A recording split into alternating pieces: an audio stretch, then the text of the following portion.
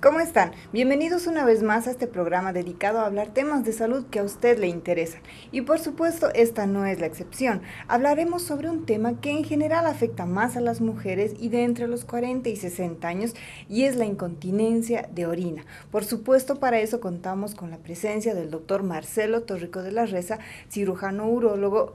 Una vez más, doctor, bienvenido a nuestro programa. Muchas gracias por la invitación, Karen. Vamos a hablar de un tema realmente frecuente y creo que va a ayudar mucho a la población poder informar lo que es la incontinencia de orina. Doctor, en palabras sencillas para que las personas nos puedan entender, ¿qué es la incontinencia de orina? Mira, Karen, lo normal es que la persona tenga la capacidad de poder controlar el momento que quiere ir a orinar, o sea, a eliminar la orina. La incontinencia de orina es una pérdida involuntaria de orina y esto va a producir problemas fisiológicos, o sea, funcionales en la persona, y problemas psicológicos también por el hecho de estar mojado. Entonces es una incontrolada pérdida de orina que tiene diferentes causas que las vamos a ir conversando en el transcurso del programa. Doctor, ¿y la incontinencia de orina qué tan frecuente es y en quiénes es más frecuente? Yo creo que hoy vamos a hablar de un tema que es básicamente el tema de la incontinencia urinaria en la mujer, porque es más el problema que hoy vamos a enfocar, pero en líneas generales, Karen, se dice que dependiendo de los países y de las estadísticas, pero lo que dice la literatura es en general las personas tienen entre un 26 a un 54% de posibilidades de tener algún grado de incontinencia en algún momento, las mujeres. Y aproximadamente entre un 6 a un 15% de las mujeres tienen incontinencia de orina todos los días, se mojan todos los días. En Estados Unidos había un doctor que se llama Joseph Segura, muerto hace un par de años, pero él decía la mujer pertenece a uno de tres grupos. Tiene incontinencia ahora, ha tenido incontinencia en el pasado o va a tener incontinencia pronto. Entonces la incontinencia de orina es un tema muy común. Uno de los problemas para este tema es la multiparidad, como vamos a hablar como factor de riesgo. Y Bolivia es un país donde las personas tienen muchos hijos y a veces tienen muchos hijos sin tener una atención médica especializada. Entonces, muchos de estos productos de estos niños al nacer ocasionan alteraciones en el piso pélvico que condicionan más adelante incontinencia de orina. Entonces, una de las cosas que uno ve es que la gente asume como con muchísima naturalidad el tema de perder orina. Pierde, sí, un poquito, y lo toma como casi normal, porque cuando conversa con sus amigas, tienen el mismo problema. Hace un momento yo te decía, entre el 26 y 54% de la población tiene en algún momento, estás hablando de un cuarto, a la mitad de las personas tienen en algún momento, mujeres, incontinencia. Esto es más común en las mujeres, menos de 60 años, 4 veces a 1 es la relación, o sea, 4 mujeres por cada hombre. Después de los 60 años, el hombre empieza a tener más problemas de incontinencia que tienen que ver con temas que hemos hablado en programas anteriores, que son la hiperplasia prostática o el cáncer de próstata. Bien, doctor, sabemos que existen varios tipos de incontinencia. ¿Podría explicarnos cuáles son las más frecuentes y cuáles son sus causas, doctor? Mira, Karen, en el fondo incontinencia es la pérdida de orina, pero esta puede tener distintos orígenes, ¿no? La más común es una incontinencia que se llama incontinencia urinaria de esfuerzo, y vamos a tratar de ponerle estos términos para poder explicar y que la gente nos entienda. Entonces, este es un tipo de incontinencia que se produce cuando las pacientes hacen esfuerzos, como cuáles, como toser, como reír, como estornudar, y pierden pipí. Y tiene grados que los vamos a ir hablando por separado. Ese es un tipo. El otro tipo común de incontinencia es uno que se llama incontinencia urinaria de urgencia. Entonces, son pacientes que sin que haya una orden del cerebro que nos diga que vayamos a orinar, se contrae su vejiga y estas pacientes tienen que correr al baño y tienen urgencia. Algunas veces es simplemente esta urgencia, pero con frecuencia está asociada a incontinencia, vale decir, les viene la urgencia y no logran controlar esta contracción de su vejiga y tienen pérdida de orina. Entonces esta se llama incontinencia urinaria de urgencia. Hay una mezcla de las dos, donde las pacientes tienen de esfuerzo o asociado a esto de urgencia. Entonces tienen las dos, nosotros a esa llamamos incontinencia urinaria mixta. Podemos hablar de otro cuarto tipo de incontinencia, que es una incontinencia que llamamos por rebosamiento. Esto quiere decir que la vejiga son vejigas muy grandes, nosotros llamamos vejigas neurogénicas. Son vejigas que no tienen la capacidad de contraerse. Esto es bastante común en los pacientes diabéticos. Entonces, cuando las pacientes llenan de tal manera su vejiga que básicamente rebalsan y tienen pérdidas de pequeños volúmenes en forma muy frecuente, y cuando uno mide el pipí que queda dentro de la vejiga, son grandes volúmenes, son vejigas muy grandes. Entonces, esta sería una incontinencia de orina por rebosamiento o por rebalse, ¿no?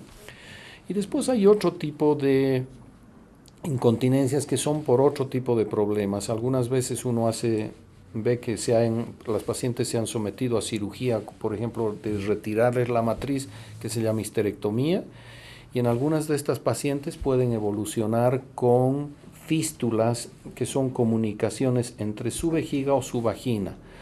Algunos otros pacientes tienen partos prolongados y el niño que está mucho tiempo en el canal del parto puede comprimir y ocasionar fístulas. Entonces estas son comunicaciones. Algunas otras pacientes tienen anomalías en la inserción del uréter, no llega a la vejiga sino llega al cuello, y en estas pacientes tienen también pérdidas de orina, que son otro tipo de pérdidas de orina. Bien, doctor, sabemos que es muy importante establecer en el diagnóstico la diferencia entre qué tipo de incontinencia está padeciendo la paciente que viene a la consulta.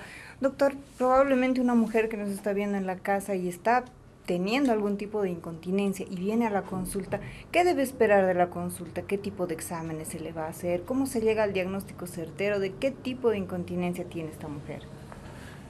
En la gran mayoría de los pacientes, uno haciendo una buena interrogación, o sea, nosotros llamamos eso anamnesis, haciendo un buen interrogatorio de la paciente, uno puede llegar a con cierta certeza precisar qué tipo de incontinencia de orina tiene, y esto es básicamente conversando.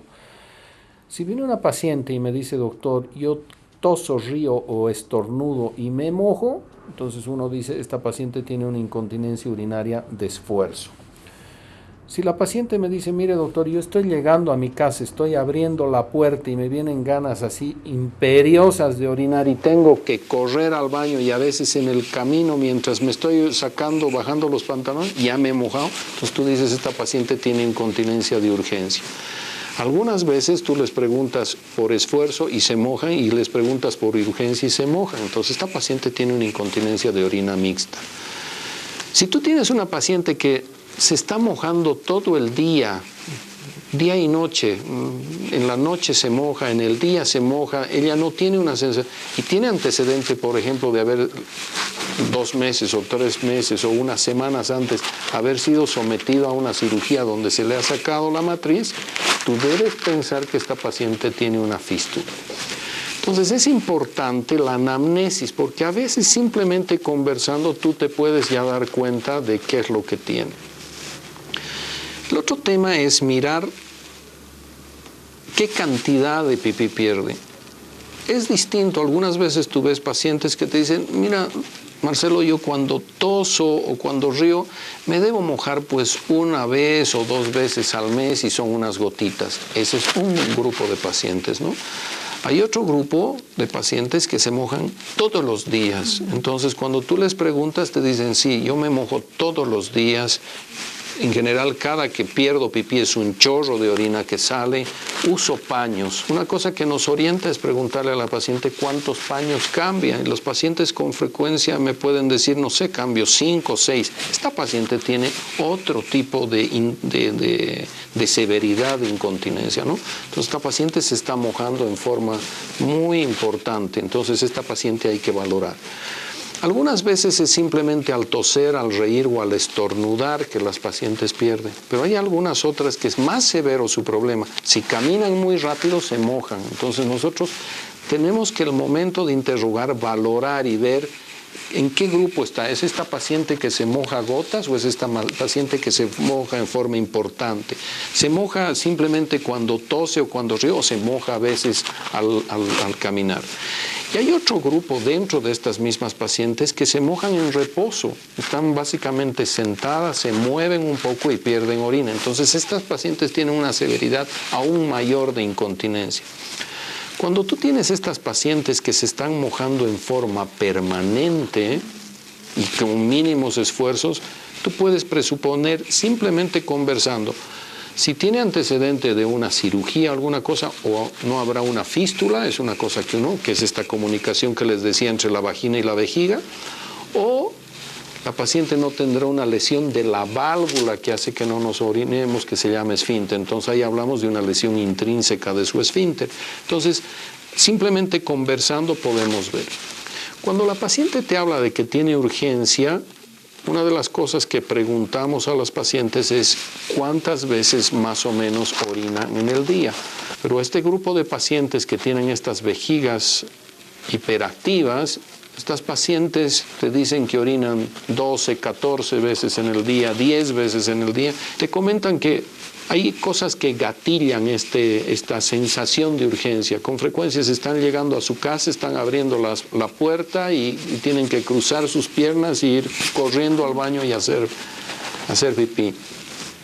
Otro momento que gatilla es a veces cuando hay en correr agua, se están lavando los dientes, se están lavando algo en la cocina y el hecho de oír correr agua a ella les desencadena esta sensación de urgencia y la paciente corre.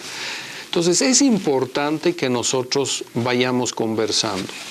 Los pacientes diabéticos son pacientes que tienen un problema que se llama vejigas neurogénicas. Quiere decir, por efecto de la misma enfermedad y de los años de la enfermedad, la vejiga ha perdido su capacidad de poderse contraer. Entonces tienen un tipo de vejigas que se llaman vejigas neurogénicas y son pacientes con vejigas muy grandes, que no tienen capacidad de vaciarse.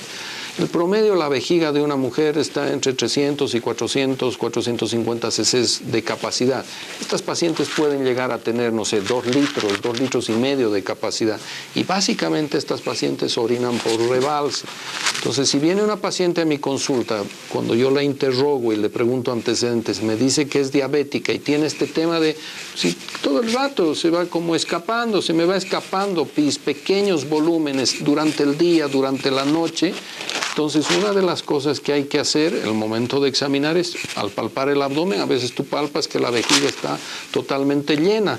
Entonces, normalmente la vejiga no se la palpa. En estos pacientes tienen unas vejigas tan grandes que tú las puedes palpar, entonces tú asumes. Y a veces el diagnóstico es muy simple, o sea, esta paciente tú la mandas a hacer pipí, hace, no sé, unos 40 cc de orina, y cuando le colocas una sonda y vacías su orina, la paciente vacía 2 litros. Una de las cosas importantes, Karen, es que los pacientes que tienen incontinencia de orina, es muy importante que los evaluemos y que definamos el tipo de incontinencia de orina que tienen. El problema es que si tú no identificas el tipo de incontinencia de orina que tiene, el tratamiento que tú puedas estar dando no es correcto y a esos pacientes les haces muchísimo daño. Entonces es importante identificar.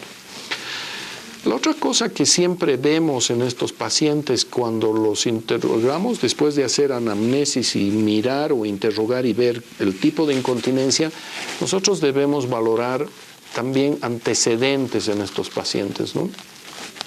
Problemas de tipo neurológico, pacientes que se operaron de una hernia de disco, pacientes que tienen problemas de demencias de tipo Alzheimer o estas cosas, son pacientes que están como más predispuestos a tener vejigas de tipo hiperactivo, ¿no? Estas incontinencias de urgencia. Entonces, ver antecedentes en estos pacientes es súper importante. El otro tema es si el paciente tiene antecedentes, por ejemplo, de cosas como consumo de alcohol o de tabaco. El tabaco produce una irritación, condiciona tumores en la vejiga y a veces estos síntomas de urgencia están traduciendo detrás del problema otro tema que puede ser un tumor de vejiga que esté ocasionando esta incontinencia de orina. Entonces, es importante hacer una evaluación completa de los pacientes. Hace un momento estábamos hablando de los pacientes diabéticos, ¿no? Entonces, es importante también que valores patologías previas que hayan tenido el paciente que puedan ser causa de estos problemas. Las infecciones urinarias son probablemente la principal causa de que los pacientes tengan urgencia. Entonces, un tema es conversar esto con una paciente que tiene 40 años, otro tema es conversar con una señora que tenga 85 años. Entonces, a veces estas pacientes tienen incontinencia de orina porque por problemas en el manejo pueden tener una infección urinaria y la infección urinaria estar condicionando que tengan las pacientes urgencia y asociado a esto incontinencia.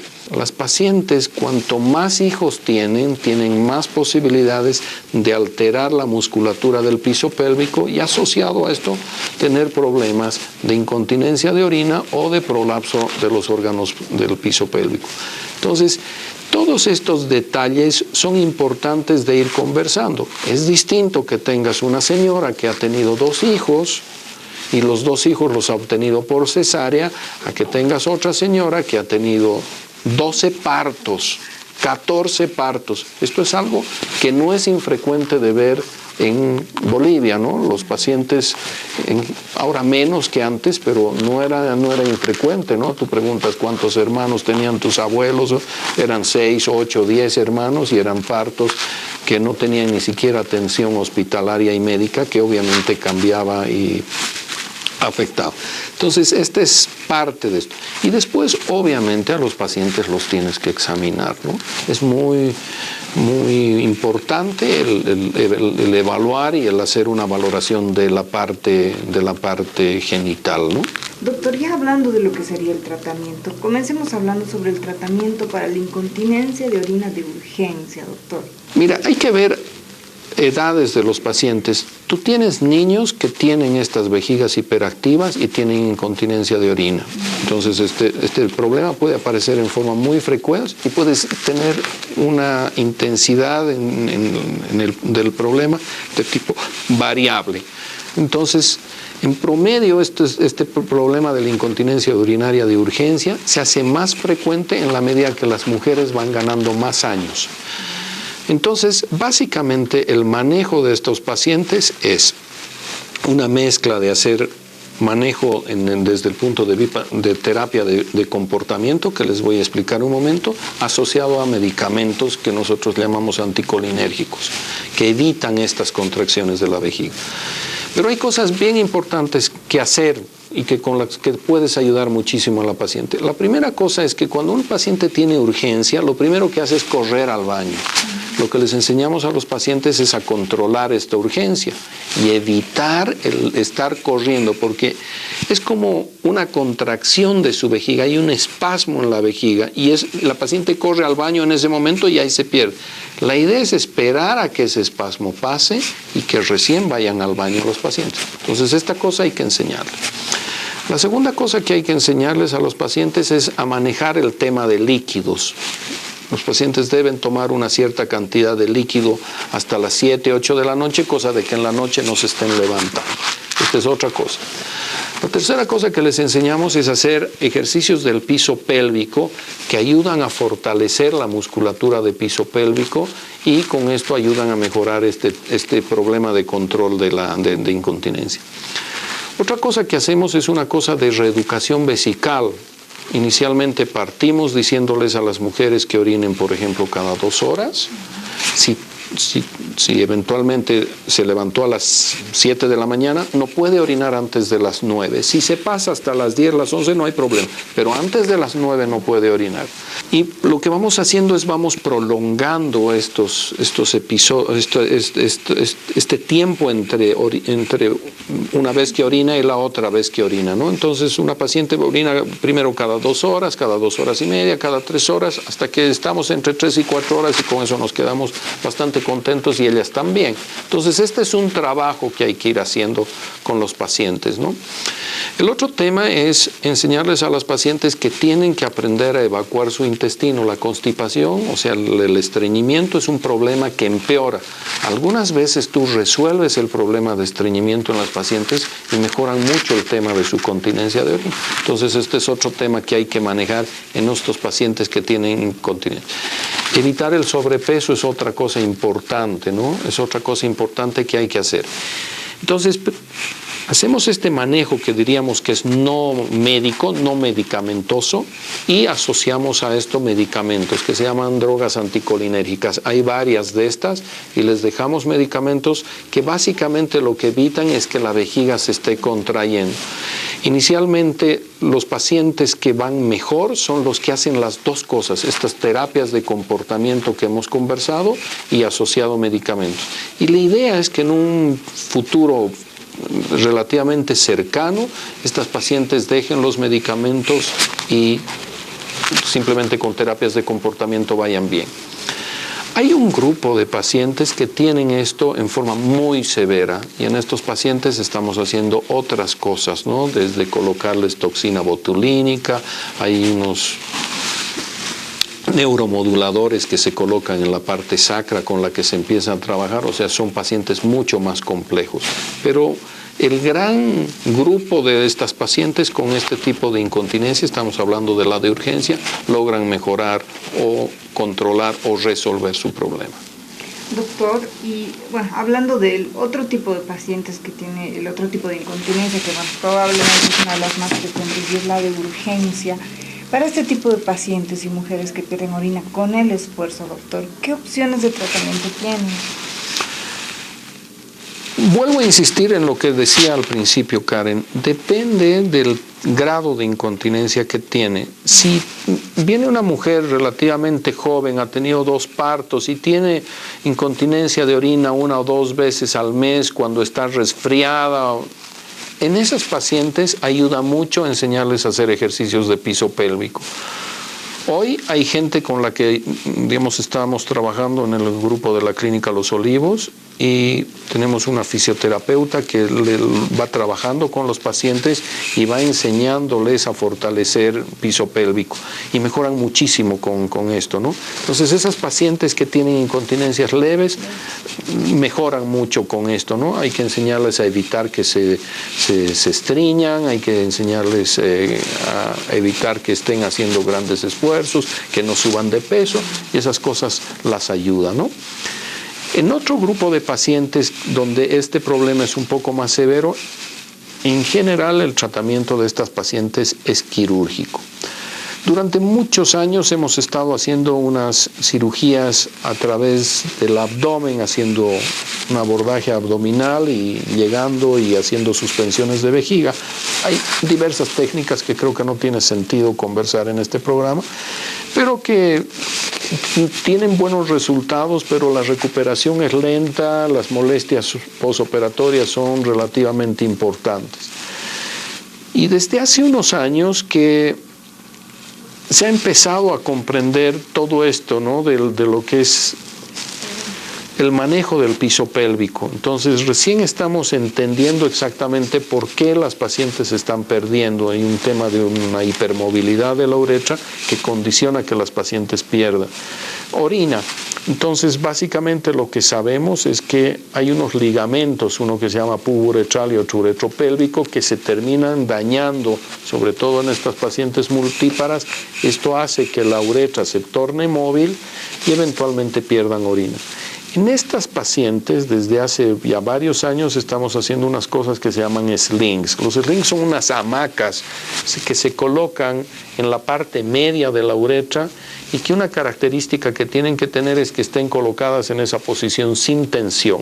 Entonces, esta es una de las características. Hay distintas formas de colocar estas mallas, hay distintos tipos de malla. Los resultados son bastante buenos. El posoperatorio es muy aceptable. Los pacientes realmente se operan hoy y mañana están en su casa. No necesitan estar con sonda más que unas horas. Hay gente que de entrada no les deja ni siquiera sonda. Nosotros normalmente dejamos hasta el día siguiente la sonda. El posoperatorio de los pacientes es bastante adecuado y el porcentaje de éxito de esta cirugía es bastante bueno. Hoy en el mundo también hay toda una controversia de que si se deben utilizar o no se deben utilizar mallas, porque los países desarrollados, cuando aparecen estas cosas, empiezan a colocar a los que pasan, ¿no? O sea, hay un uso, me parece un poco exagerado de este tipo de productos. Los seguros los cubren, entonces la posibilidad de que los pacientes se hayan sometido a estas cirugías eran muy grandes. Y hoy hay como un cambio, ¿no?, en tratar de volver a utilizar tejidos de la propia persona para resolver estos problemas y no utilizar estas mallas que son sintéticas. Entonces hoy día también hay todo un trabajo. Nosotros estamos invitando en septiembre a un grupo de profesores que va a venir a dar charlas sobre este tema. Estamos trayendo a gente muy prestigiosa de los Estados Unidos, de Brasil, para hablar de estos temas, porque esto es algo muy frecuente que tenemos que ir abordando en forma responsable. Entonces, este es el manejo de la incontinencia urinaria de esfuerzo. Cuando el paciente tiene los dos problemas, que era la mixta, en general los pacientes lo primero que tú haces es resuelves el problema de la de esfuerzo y valoras cómo va la de urgencia. No es infrecuente que algunos pacientes mejoren con la cirugía los dos problemas y no es necesario hacer más. Y si persisten, manejamos después de la cirugía haciendo el manejo de la incontinencia urinaria de urgencia. Bueno, doctor, como siempre es un gusto y un placer contar con su presencia en nuestro programa. Estamos seguros de que muchas personas han visto este programa y de que probablemente estén padeciendo algún tipo de incontinencia. Para todas aquellas personas que deseen comunicarse con el doctor Torrico, los números están pasando en pie de pantalla. Doctor, sus palabras finales y de despedida para todas aquellas mujeres que probablemente estén padeciendo algún tipo de incontinencia.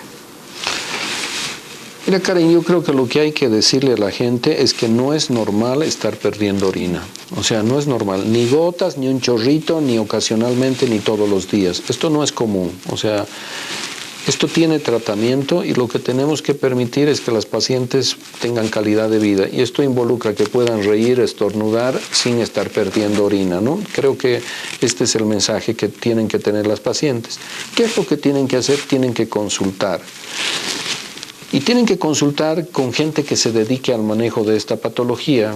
Con frecuencia hay una disputa entre si debe ser manejado el tema de la incontinencia por ginecólogos o por urólogos.